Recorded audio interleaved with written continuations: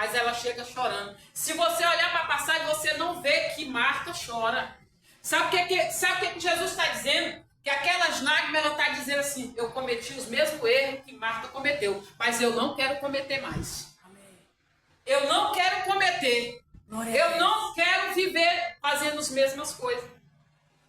Você está entendendo que Maria estava transmitindo para Jesus? E a Bíblia diz que quando ele chora, ou seja, quando ela chora, o coração de Jesus se comoveu. O espírito Aleluia. O espírito dele se comoveu, né, de vê-la chorando. E a Bíblia diz que ali os judeus que estavam com Maria, todos choraram. Todos estavam chorando.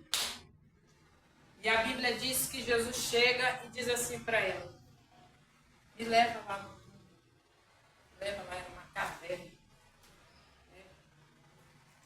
E ali, a Bíblia diz que Maria leva Jesus. E os judeus também acompanharam Maria e Marta. E a Bíblia diz que Jesus, né, também chorando, ele que amava Lázaro e amava aquela família, e ali os judeus diziam assim, nos seus próprios pensamentos, se ele que abriu os olhos do cego não pode fazer com que Lázaro não morresse, mas o que prevaleceu foi o coração de Maria chorando ali com aquela dor. E às vezes, pastor, a gente comete o mesmo erro que todos cometem dentro da igreja.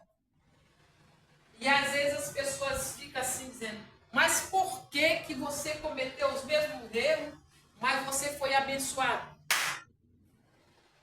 O fato de você cometer os mesmos erros que todo mundo comete dentro da casa de Deus, mas você cometeu, mas você chorou diante do Pai. Aleluia. Você disse, Senhor, eu errei, mas eu não quero continuar no erro. Glória a Deus. Foi isso que Maria fez. Amém, Jesus. E aí Jesus se comoveu. E ele disse, me leva lá no túmulo. Me leva lá na caverna. E a Bíblia diz que quando Jesus chega lá, está ali aquela pedra, né? Daquele túmulo. Jesus disse, tira a pedra. Tira a pedra. Né? Porque o que eu tenho para fazer, eu faço. Aleluia. Mas o que Jesus tem para fazer, ele, a parte dele. Né? A parte dele era pedir que as pessoas tirassem a pedra. A parte dele era ressuscitar Lázaro. Glória a Deus. Se Deus tem um chamado para nós ministrar a palavra, estude a palavra. Aleluia. Porque o Espírito Santo vai trazer a lembrança daquilo que você leu. Glória a Deus. Se Deus te deu um chamado para ti nos hospitais, procure estudar a respeito de como abordar uma pessoa que está lá no leito.